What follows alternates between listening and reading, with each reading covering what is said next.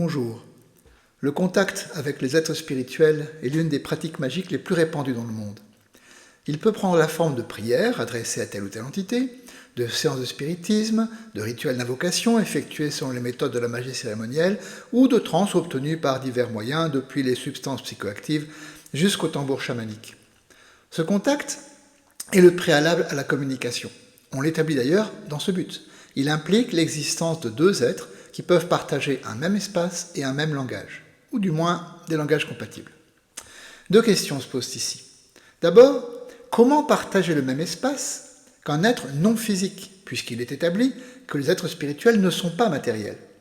Ensuite, comment parler le même langage qu'un être qui, non seulement n'est pas matériel, mais n'est même pas humain? Pour en avoir une idée, il faut commencer par observer comment nos prédécesseurs s'y sont pris, au travers de la littérature ou des témoignages archéologiques. J'ai cité quelques techniques bien connues au début de cette vidéo. Je ne vais évidemment pas donner ici une énumération exhaustive des diverses pratiques attestées partout depuis l'Antiquité.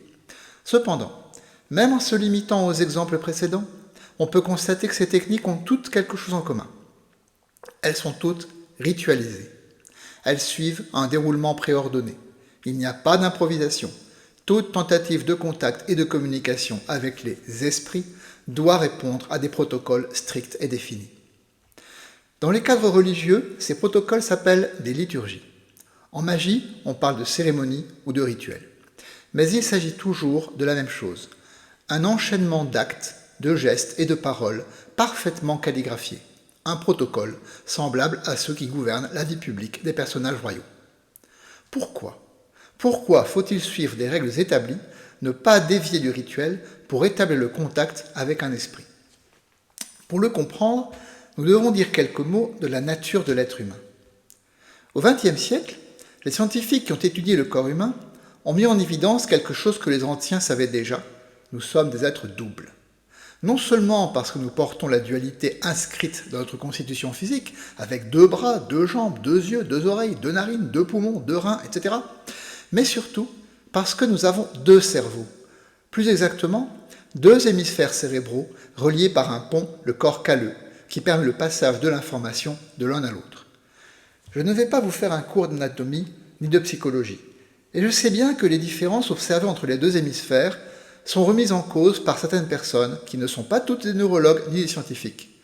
Il n'en reste pas moins, et je le tiens d'une discussion sur ce point avec un neurologue en activité qui se passionne pour le sujet, que nos deux hémisphères cérébraux jouent des rôles différents et perçoivent et conçoivent le réel de manière différente.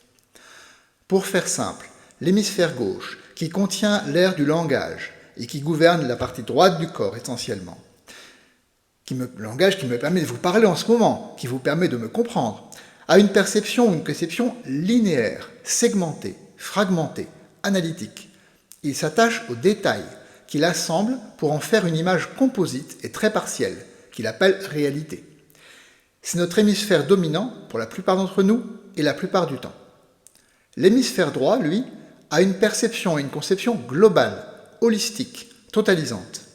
Il voit le plan d'ensemble plutôt que les détails. Il est très rarement dominant et il s'exprime le plus souvent dans la création artistique. C'est par cet hémisphère que nous pouvons contacter ce que j'ai choisi d'appeler l'autre monde. De très nombreuses cultures parlent d'un autre monde, qui existe superposé au nôtre, mais à la fois très loin de lui. Dans certaines de ces cultures, c'est là que vont les défunts, et c'est aussi de là que viennent les esprits quand ils ne se trouvent pas dans le monde des humains. Selon moi, notre hémisphère droit est un point de passage entre la réalité telle que nous la concevons et l'autre monde, qui serait alors une autre manière de percevoir et de concevoir le réel. Je suis convaincu que c'est en changeant de perspective, en laissant notre hémisphère droit prendre le dessus sur notre hémisphère gauche, en court-circuitant le langage rationnel, ce fameux logos, et en acceptant la vision holistique de notre hémisphère droit, que nous pouvons communiquer avec les êtres spirituels, qu'il s'agisse des fées au bout du jardin ou des dieux planétaires. Mais cela ne suffit pas. Donner la priorité à l'hémisphère droit n'est pas suffisant pour contacter les entités du monde spirituel. Il y a quelque chose qui fait obstacle à cette perception de l'invisible. Ce qui nous bloque presque systématiquement dans la perception de l'autre monde et de ses habitants, c'est notre rationalité, notre pensée logique, ce que certains appellent le mental.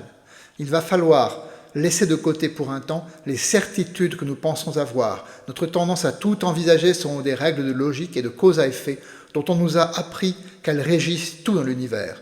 Un peu comme on peut pratiquer la suspension de l'incrédulité, en anglais suspension of disbelief, quand on regarde certains films de fiction. Ce problème ne se pose pas avec autant d'intensité dans les sociétés traditionnelles, celles du présent comme celles du passé. Le mental rationnel n'y a pas resserré son emprise. Cependant, là aussi, il faut laisser de côté une tendance bien humaine à chercher à tout justifier, rationaliser, rattacher à ce qui est déjà connu.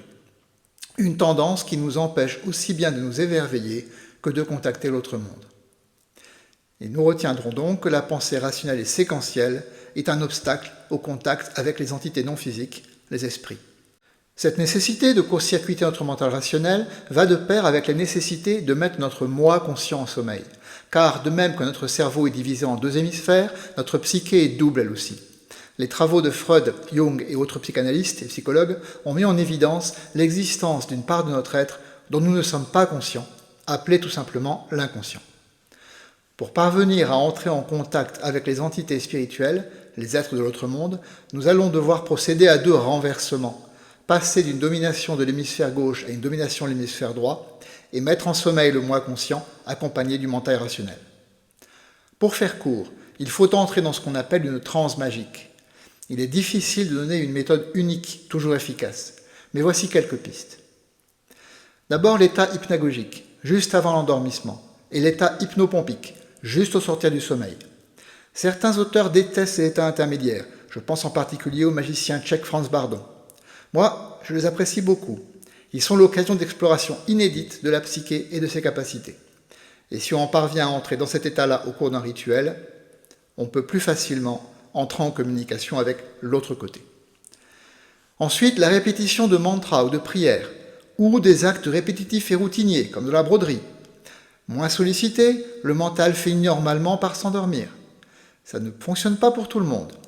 Chez certaines personnes, il se produit souvent une dissociation entre un mental qui part en roue libre et un automatisme qui tourne en boucle. Et on n'arrive à rien. Et enfin, les exercices respiratoires.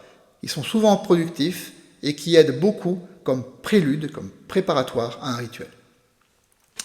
Et donc, par la transe magique, on endort en quelque sorte l'hémisphère gauche et le moi conscient rationnel. Et on donne un peu le champ libre à notre part inconsciente et au mode de perception de notre hémisphère droit. C'est ainsi que pourra se faire l'accès à une sorte d'état intermédiaire dans lequel il nous sera possible d'entrer en contact avec l'autre monde et ses habitants. Car en réalité, nous n'entrons pas dans l'autre monde, dans le monde des esprits. Nous nous en approchons. Nous nous mettons à portée des êtres que nous voulons contacter. Et c'est pour attirer leur attention que nous allons pratiquer les divers rituels qui nous permettent de les contacter, puis de communiquer avec eux. Bien sûr, chaque entité ou chaque type d'entité va requérir un rituel ou un protocole spécifique. La question va être ensuite, mais d'où viennent ces protocoles? Qui les définit? Et comment? Pourquoi est-ce qu'ils vont varier d'une culture à une autre, d'une époque à une autre, d'une entité à une autre, et parfois pour une même entité à la même époque, d'un texte à un autre, ou d'un magicien à un autre? Ici, je n'ai pas de réponse définie à apporter, mais mon expérience m'a amené à faire quelques constatations. Tout contact commence par un appel, qui peut se faire dans un sens ou dans l'autre. Il peut partir de l'être humain, qui va en général réciter des invocations ou des prières, ou de l'esprit. C'est ainsi que les chamans sont très littéralement appelés par les esprits qui vont leur imposer une série d'épreuves avant d'établir avec eux une véritable relation de communication. Ces appels des esprits peuvent se faire de diverses manières. Des maladies, des rêves, des rencontres inhabituelles, par exemple avec des animaux particuliers, mais toujours d'une manière alogique, d'une façon non rationnelle. Il y a des années, lorsque j'ai travaillé avec les esprits des 28 demeures lunaires, j'ai passé un certain temps en méditation avec eux sur leurs noms, que j'avais restitués par des méthodes logiques, avant de pouvoir établir un protocole de contact, en fait 3 protocoles distincts. Et ce sont les anges eux-mêmes qui m'ont guidé dans l'élaboration de ces protocoles. Pas par la parole, car la parole appartient à l'hémisphère logique, au monde ordinaire de la vie quotidienne. Et ce n'est pas de cela que se servent les esprits. Ils m'ont guidé par des intuitions et des signes discrets. Pour simplifier, il y a un premier contact qui ne peut se faire que si l'esprit est d'accord et si l'humain est suffisamment capable de se mettre à portée de l'autre monde et de le percevoir. Et ensuite, il y a l'élaboration du protocole de communication qui devra être accepté par les deux parties. Enfin, il y a la constitution d'un lien et d'une relation par la répétition de ce protocole de contact et de communication. Au fil du temps, il est le plus souvent possible de simplifier ce protocole. Les protocoles faits pour être transmis à d'autres magiciens sont souvent assez longs et complexes, car ceux et celles qui découvrent le contact avec l'entité, non pas par un appel, mais par la pratique du rituel établi, n'ont pas forcément une capacité suffisante pour percevoir l'entité.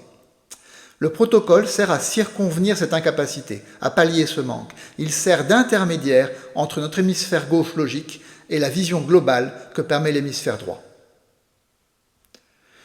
Les protocoles habituels, ceux que vous utilisez régulièrement dans vos contacts avec les esprits que vous avez pu percevoir, contacter, qui vous connaissent, seront beaucoup plus rapides, beaucoup plus brefs.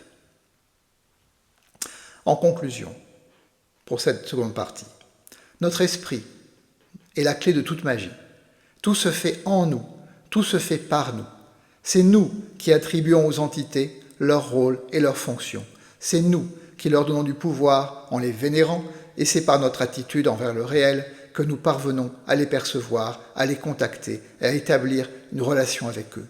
Ce sont des êtres non matériels, et dans la pratique de la magie, tout ce qui est matériel doit être vu comme le symbole d'une réalité non matérielle, la projection dans le monde sensible d'une réalité qui n'existe que au-delà de notre esprit.